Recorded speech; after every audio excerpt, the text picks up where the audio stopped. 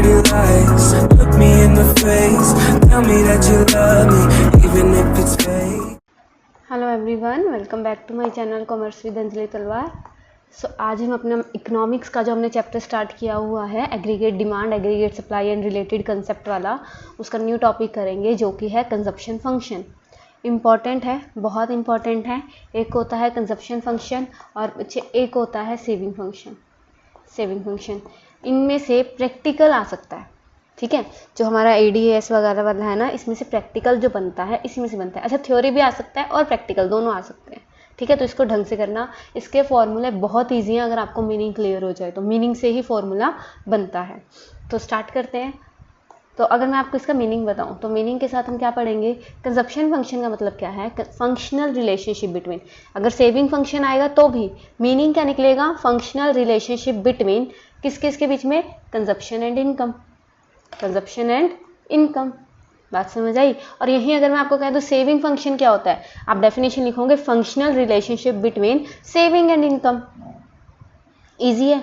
सो consumption function क्या है बेटा, वो फंक्शन जो रिलेशनशिप शो करेगा कंजप्शन एंड इनकम के। और मुझे खुद बताओ, इनकम का और कंजप्शन का क्या रिलेशनशिप होगा, पॉजिटिव रिलेशन होगा। There is always a positive relationship between income and consumption. As our income increases, consumption will go on and vice versa. यही करते हैं हम लोग। तो वही चीज़ इस पूरे में आपको क्या है, एक्सप्लेन करनी है, राइट। तो स्टार्ट करते हैं। हमारी बुक में क्या लिखा है, ये कहते हैं जो हाउस होल्ड कंजप्शन एक्सपेंडिचर है, सी हम कहते हैं important component aggregate demand in the economy, क्योंकि हमने पढ़ा AD = C+I, ठीक है। तो इसमें हम सी के बारे में पढ़ेंगे। कहता it is directly related to the level of income, मतलब डायरेक्टली मतलब positive relationship between income and consumption. Higher income leads to higher consumption and vice versa, right. So meaning क्या बना, फंक्शनल रिलेशनशिप और algebraic relationship between consumption and income is called consumption function, ठीक है। ये behaviour show करेगा household consumption expenditure का, जैसे जैसे उनकी इनकम का लेवल चेंज होगा। इनकम का लेवल बढ़ेगा तो कंजप्शन का लेवल भी बढ़ाएंगे, और इनकम का लेवल कम होगा तो कंजप्शन का लेवल भी कम कर देंगे, right. So studying the behaviour of consumption with respect to income, economics ने क्या आइडेंटिफाई किया, फॉलोइंग पॉइंट्स क्या हैं। सबसे पहले क्या लिखना है आपको, there is always a minimum level of consumption. ये हमने लास्ट क्लास में कवर किया है, जब मैंने एग्रीगेट डिमांड की बिल्कुल स्टार्टिंग करवाई थी आपको, कि आपकी इनकम जीरो हो सकती है। मैंने आपको क्या बताया था, आपकी इनकम जीरो हो सकती है, लेकिन एग्रीगेट डिमांड या फिर कंजप्शन जीरो नहीं हो सकती। इस टाइम पे एज अ स्टूडेंट अगर आपकी इनकम जीरो है, जो कि मोस्टली बच्चों की होगी, राइट, तो लेकिन आपकी क्या कंजप्शन जीरो है, आप कुछ कंज्यूम नहीं कर रहे। रोटी कपड़ा मकान टाइप जो बेसिक नीड्स हैं वो तो हमें पूरी करनी है, अपनी लिविंग को अर्न करने के लिए बेसिक नीड्स को तो पूरा करना है, राइट। तो मिनिमम लेवल ऑफ कंजप्शन होता है चाहे हमारी इनकम क्या है, जीरो है। इसी को हम क्या कहते हैं, इसी को हम ऑटोनोमस कंजप्शन के नाम से जानते हैं, जिसकी वजह से इस टाइम पे सेविंग क्या होती है, नेगेटिव होती है। ये आपको बहुत इजीली समझ आ जाएगा। लेकिन अगर आप इसी चैप्टर की जो फर्स्ट क्लास, आई थिंक ये थर्ड क्लास है ना, इसके पहले एग्रीगेट सप्लाई वाला है, उससे पहले एग्रीगेट डिमांड की जब स्टार्टिंग करवाई है, उसी में आपको ये पॉइंट्स क्लियर किए गए हैं विद एग्जाम्पल, ठीक है। तो पहले वो ढंग से कर लेना। So consumption is positively related to income, अगर इनकम इंक्रीज होता है तो कंजप्शन भी इंक्रीज होती है एंड वाइस वर्सा, ठीक है। और एक और बात सुनिए, जो सारा इंक्रीज है इनकम का ड्यूरिंग अ पर्टिकुलर पीरियड, उसको हम सारा का सारा कंज्यूम नहीं करते, हम उसमें से कुछ क्या करना शुरू कर देंगे, सेव करना शुरू कर देंगे।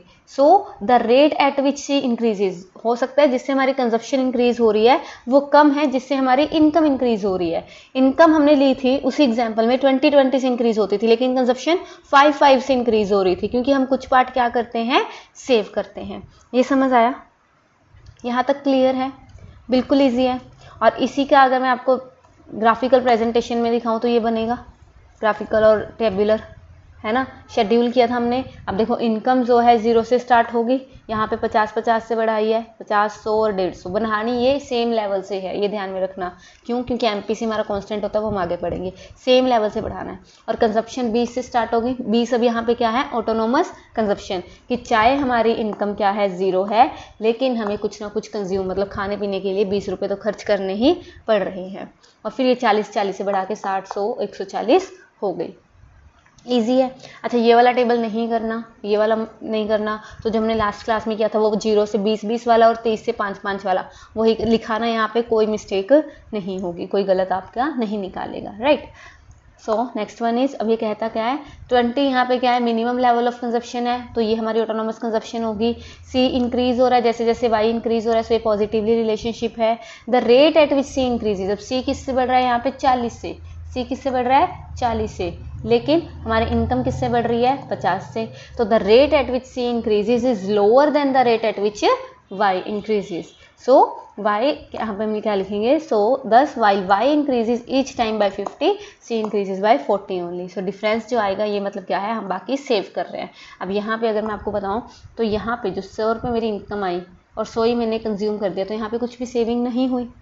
लेकिन अगर से 150 मेरी इनकम है और 140 में कंज्यूम कर रही हूँ, तो 10 रुपये मैं सेव कर रही हूँ कि नहीं कर रही, समझ रहे हो। और यहाँ पे इनकम 0 थी और कंज्यूम में 20 कर रही हूँ, तो -20 की मेरी क्या चल रही है, सेविंग चल रही है। तो सेविंग पहले नेगेटिव होती है फिर 0, अब यहाँ पे 0 हो गई और फिर पॉजिटिव होना शुरू कर देती है। ठीक है, ये वैसे हमने ऑलरेडी कवर किया था, लेकिन एक बार यहाँ पे भी आपको क्लियर हो जाएगा। और नेक्स्ट क्लास में भी हमने सेविंग फंक्शन पढ़ना है, उसमें भी यही सब है। ठीक है, चलिए, तो इसका डायग्रामेटिक प्रेजेंटेशन क्या होगा, बिल्कुल सिंपल जो डायग्रामेटिक प्रेजेंटेशन जो हमने लास्ट क्लास में किया था वही है। इसमें क्या होगा, इनकम की लाइन वही बनेगी 45 डिग्री की, सेम लाइन ये वाली इनकम की लाइन सेम बनेगी 45 डिग्री की, राइट। और कंजप्शन की लाइन 0 से नहीं शुरू होगी, इनकम की लाइन किससे शुरू होगी 0 से, लेकिन कंजप्शन की लाइन 20 से, मतलब जो भी ऑटोनोमस कंजप्शन है 20 से स्टार्ट होके ये पॉजिटिवली रिलेट करेगी। पहले ये कंजप्शन से ज़्यादा है तभी सेविंग नेगेटिव है, एक पॉइंट पे आके दोनों इक्वल हैं जिसको ब्रेक इवन पॉइंट कहते हैं, और उसके बाद ये कम हो जाती है, कंजप्शन कम हो जाती है और इनकम ज़्यादा हो जाती है, तो सेव करना हम स्टार्ट कर देते हैं। ईजी है, इसी को इसमें क्या कर दिया है, जस्ट ग्राफिकली प्लॉट कर दिया है। ईजी, बहुत ईजी है, हो जाएगा। तो अब यहाँ पे जो मैं आपको बता रही थी कि हमें जो है जो सेम लेवल का डिस्टेंस लेना है, कि अगर मैं यहाँ पे 40 बढ़ा रही थी तो यहाँ मुझे 40 ही बढ़ाने हैं और यहाँ मुझे 50 ही बढ़ाने हैं, ये सेम लेवल लेना है। क्योंकि हमने हमारे सिलेबस के अकॉर्डिंग जो पढ़ना है वो कांस्टेंट स्लोप ही पढ़ना है, सीधी लाइन ही पढ़नी है, हमें कर्व नहीं पढ़ना। और कांस्टेंट कब बनेगी, जब इनके सेम लेवल का डिफरेंस होगा, है ना। तो इसी को ये कहते हैं कि स्लोप ऑफ सी फंक्शन। अच्छा, जहाँ पे वर्ड स्लोप आएगा ये ध्यान में रखना, दोनों में, सी फंक्शन में भी एस फंक्शन जो हम अगला कर रहे हैं सेविंग फंक्शन, दोनों में जब स्लोप वर्ड आता है तो वो किसके लिए यूज़ होता है, मार्जिनल के लिए। अभी सिर्फ इतना याद रखो, मार्जिनल के लिए। अभी मार्जिनल होता क्या है, इसके अलावा क्या होता है, वो हम इसके आगे वाली स्लाइड्स में कंप्लीट करेंगे। ठीक है, so slope of C function कहता है, कंजप्शन जो फंक्शन है, स्लोप ऑफ सी लाइन है, उसको हम कहते हैं marginal propensity to consume, marginal propensity to consume. ये करने से पहले यहाँ आ जाते हैं। देखो, दो चीज़ें होती हैं, average propensity to consume, APC, लिखो इसको साथ में। एपीसी क्या होता है, एवरेज प्रोपेंसिटी टू कंज्यूम, और एमपीसी क्या होता है, मार्जिनल प्रोपेंसिटी टू कंज्यूम। ये बात समझ आई। तो एवरेज प्रोपेंसिटी टू कंज्यूम क्या होगा, जो हमें शो करेगा consumption over income. Consumption function तो यही शो कर रहा है ना, what is the relationship between consumption and income. तो इसी को हम एवरेज प्रोपेंसिटी टू कंज्यूम कहेंगे, कि मेरी जितनी इनकम है उसका कितना पार्ट मैं कंज्यूम कर रही हूँ। समझाया। तो अगर मैं यही देखूं कि अगर फॉर एग्जांपल इनकम 150 है और कंज्यूम में 140 कर रही थी, तो उस टाइम पे सी ओवर वाई रख के 140 ओवर 150, तो मैं 0.933% क्या कर रही हूँ, कंज्यूम कर रही हूँ, बाकी मैंने सेव कर दिया होगा। ठीक है, लेकिन जहाँ पे वर्ड मार्जिनल आ जाए, जहाँ पे वर्ड मार्जिनल आ जाए, हम +1 से पढ़ते आ रहे हैं, मार्जिनल मतलब चेंज, एडिशनल किया ना, ये चेंज या एडिशनल, ये इसको उससे ट्रायंगल से डेल्टा से डिनोट करते हैं। तो change in consumption due to change in income, change in consumption due to change in income. तो अगर मैं इसी एग्जांपल की बात करूं तो कंजप्शन हम 40 से बढ़ा रहे थे और इनकम 50 से, तो 40 ओवर 50 करके 0.8 मेरा क्या आ गया, मार्जिनल प्रोपेंसिटी टू कंज्यूम। ये बात समझ आई। दोनों, अगर पीछे कंज्यूम वर्ड आ रहा है, क्योंकि आगे सेविंग वाला फंक्शन करेंगे, पीछे सेविंग वर्ड आएगा। कंजप्शन फंक्शन, अगर ये पीछे सी आ रहा है, कंजप्शन आ रहा है, तो ये कंजप्शन फंक्शन की बात कर रहा है, और कंजप्शन फंक्शन किसका रिलेशनशिप बताना है, कंजप्शन एंड इनकम का। अगर ये एवरेज है तो यही रहेगा, अगर ये मार्जिनल है तो ये चेंज इन शो कर देगा। ये बात समझ आई। और फिर हमने ये देखा कि ये 50 और 40 हम कांस्टेंट लेके चलते हैं, इसीलिए जो मार्जिनल प्रोपेंसिटी टू कंज्यूम है वो क्या है, कांस्टेंट रहेगा। एमपीसी हमारा कांस्टेंट रहेगा, स्लोप हमारा क्या रहता है, कांस्टेंट रहता है। पढ़ ले इसको। So slope of C line जो कंजप्शन फंक्शन को शो कर रहा है, उसको एलैबोरेशन की नीड है। कहता है it refers to the rate at which C increases in response to a given rise in income, कि जैसे जैसे मेरी इनकम बढ़ रही है उसमें से मैं कितना कितना कंज्यूम कर रही हूँ, तो एडिशनल इनकम में से कितना एडिशनल कंजप्शन हो रही है, तो उसी को मैं क्या कहूँगी, मार्जिनल प्रोपेंसिटी टू कंज्यूम। तो अगर यहाँ पे मैं शो करूँ 100 से 150 हो रहा है तो इनकम 50 से बढ़ रही है, लेकिन मेरी जो लगा लो कंजप्शन है वो 100 से 140 हो रही है तो 40 से बढ़ रही है। Change in consumption over change in income, C over income 40 over 50, तो 0.8 में क्या कर रही हूँ, मेरी मतलब मैं 80% कंज्यूम कर रही हूँ, और जो बचा होगा 0.2 20% वो मैंने सेव कर लिया होगा। ईजी है, समझ आया यहाँ तक? ठीक है, हो जाएंगे ये दोनों। सो देखो वही सेम आ गया। Slope of a straight line C function जो फिगर फॉर्म में बताया वो कांस्टेंट होता है, तो एमपीसी क्या लेना है, हमें कांस्टेंट ही लेना है। We know that straight line has a constant slope. So straight line का जो सी फंक्शन फिगर फॉर्म में हमने इंडिकेट किया, तो उसमें भी हमने सी फंक्शन का जो स्लोप है वो कांस्टेंट लिया है। सो मतलब जो एमपीसी है वो क्या होगी, हमारी कांस्टेंट होगी corresponding to all levels of income. क्यों? अब ऑल लेवल्स ऑफ इनकम क्यों, यहाँ पे आओ वापस, मैं एक बात बताती हूँ। यहाँ पे अब यहाँ पे सब में ही तो हम 50 ले रहे थे और यहाँ पे सब में ही 40 ले रहे थे, तो अगर मैं सबका अलग अलग भी निकालने बैठूँ एमपीसी सेम ही नहीं आएगा 40 ओवर 50, तो 0.8 ही आया सबका। तो हर लेवल ऑफ इनकम पे एमपीसी जो है वो क्या रहेगा, सेम रहेगा। सो इसी को हम क्या कहते हैं, लीनियर कंजप्शन फंक्शन भी कहते हैं, कि जैसे जैसे इनकम में इंक्रीज आएगा और कांस्टेंट प्रोपोर्शन जो है कन्वर्ट कर दिया जाएगा कंजप्शन में। अभी अगर इसकी बात करूँ तो 0.8 एमपीसी आया, जिसका मतलब है कि इनकम में जो राइज आएगा उसका 80% हम कंज्यूम कर लेंगे। इजी, सही चल रहा है? आई होप आपको ये क्लियर हो रहा होगा। सो फिर नेक्स्ट है, इसको निकाले कैसे। अगर आपको क्वेश्चन आ जाए, आपको इनकम गिवन है, कंजप्शन गिवन है, तो मुझे एक बात बताओ, चेंज इन कंजप्शन निकाल लोगे? इसमें तो कोई मुश्किल नहीं है। चेंज इन कंजप्शन में चेंज इन कंजप्शन कैसे होगा, 75 माइनस 50 25, 100 माइनस 75 25, 150 में से 100 गया 50 50 50 50। और चेंज इन इनकम की अगर मैं बात करूँ तो ये भी क्या है, सॉरी 25 25 25, यहाँ पे 50 50 50 है। वैसे इसमें चेंज कर दिया है ना, वैसे नॉर्मली हम चेंज नहीं लेते, ये ध्यान में रखना। नॉर्मल आप पीछे वाला भी कर सकते हो। 50 50 100 100 100 100, ये कैसे हुआ, 100 में से 150, 200 में से 100 गया, 300 में से 200, 400 में से 500, ये निकाल लिया। एपीसी का फॉर्मूला क्या है, सी ओवर वाई। तो अगर मैं इस लेवल की बात करूँ, अगर मैं इस लेवल की बात करूँ सी ओवर वाई, तो सी क्या है, 50 ओवर 0, ये तो आएगा, इन 0 आ गया नीचे। 75 ओवर 50 तो 1.5 आ गया। 100 ओवर 100 1 आ गया। 150 ओवर 200 0.75 आ गया। 200 ओवर 300 0.67, 250 ओवर 400 0.625, और 100 ओवर 500 0.6 आ गया। 300 ओवर 500, ये बात समझ आई। और एमपीसी कैसे निकलेगा, change in consumption over change in income, इन दोनों को, है ना। तो 25 ओवर 50 25 ओवर 50 50 ओवर 100, तो पहले ये 0.5, देखो ये है 0.5, ये एमपीसी कांस्टेंट रहेगा। समझ आया? इजी है, यहाँ तक समझ आया? अगर यहाँ तक क्लियर हो गया तभी आगे कीजिएगा, ठीक है। सो अगर मैं अलजेब्रिक, अब क्या आता है, जो कंजप्शन फंक्शन है ना उसको हम एक फॉर्मूले से भी बना सकते हैं, एक फॉर्मूले के थ्रू भी हम उसको एक्सप्लेन कर सकते हैं। तो फॉर्मूला क्या है, ये याद करने वाली बात है, बाकी सब समझने वाली चीज़ थी, ये बात मतलब याद करना पड़ेगा।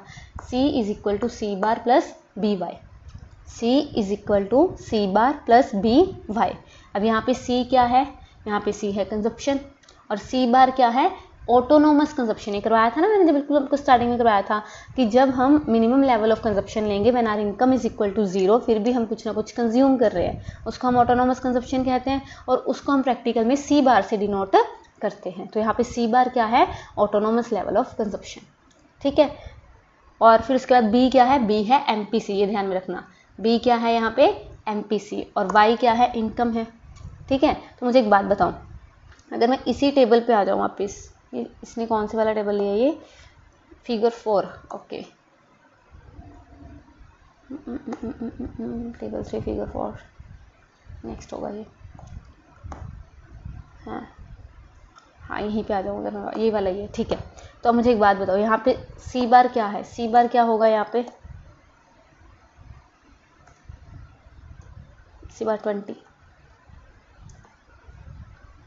एक सेकेंड रुकिए, कहाँ गया वो, यही तो गया था हमने, यही है, ओके। देखो अब यहाँ पे मुझे एक बात बताओ, सी बार क्या है, सी बार मतलब autonomous consumption, minimum level of consumption when our income is equal to 0, तो सी बार क्या है 20, ये रहा जो मिनिमम लेवल है, कि इनकम 0 होने पर भी हमारी कंजप्शन कितनी हो रही है, 20 हो रही है, ठीक है। तो अब कंजप्शन क्या है 20, ये बात समझ आई। तो सी बार क्या हुआ हमारा 20 हुआ। प्लस सी बार प्लस बी वाई। अब बी क्या होता है, एम पी सी। अब यहाँ पे एम पी सी कितना निकाला था हमने, एम पी सी क्या होता है, change in consumption over change in income. Change in consumption कितना है 40 से बाय 50 से, ये सॉल्व करके हमारा एम पी सी आ जाएगा 0 पॉइंट समथिंग, राइट। और इनकम हम डिफरेंट लेवल पे ले लेंगे जो गिवन है। समझ आया करना कैसे है। तो अगर मैं इसी टेबल की बात करूँ तो अगर इनकम मेरी 0 है तो क्या होगा, 20 सी bar plus 0.8 M P C है और 0 इनकम है तो 20 कंजप्शन निकल आई। अगर मेरी इनकम 50 है तो 20 प्लस 0.8 इनकम की जगह क्या आ जाएगा 50, तो 60 निकल आया। 100 मेरी इनकम है, 20 प्लस 0.8 100 इनकम की जगह तो 100 ही निकल आया। और 150 मेरी इनकम है तो 140। और इस टेबल में चेक करो कंजप्शन बिल्कुल सेम निकल के आएगी, 20, 60, 100, 140। और यही हमारा आंसर निकल के आया 20, 60, 100 और 140। समझ आया करना कैसे है। तो सी यहाँ पे हम कंजप्शन निकालेंगे सी बार प्लस बी वाई से। सी बार क्या है यहाँ पे ऑटोनोमस कंजप्शन जो मिनिमम लेवल ऑफ कंजप्शन है, बी क्या है एमपीसी और वाई क्या है इनकम। इनकम चेंज होती जाएगी, सी बार और बी तो सेम ही रहेगा तो कंजप्शन निकल जाएगी। और अगर बाई चांस इनकम निकालनी हो तो कंजप्शन गिवन है तब भी ये निकल जाएगा। इसको उधर ले जाओ, माइनस वगैरह जो मल्टीप्लाई वाला डिवाइड हो जाता है वो चीज़ें करके जो हम मैथमेटिकल फॉर्मूलाज लगाते हैं, राइट। तो इस तरह से आपको ये करना है। पहले इसको ढंग से कीजिए, इसके प्रैक्टिकल्स हैं, बहुत सिंपल से प्रैक्टिकल्स गिवन है आपकी बुक में प्रैक्टिस के लिए, पहले वो कीजिए। फिर हम मिलते हैं नेक्स्ट क्लास में जो हमारा सेविंग फंक्शन है उसके साथ। तब तक के लिए thank you so much. Tell me pretty lies, look me in the face.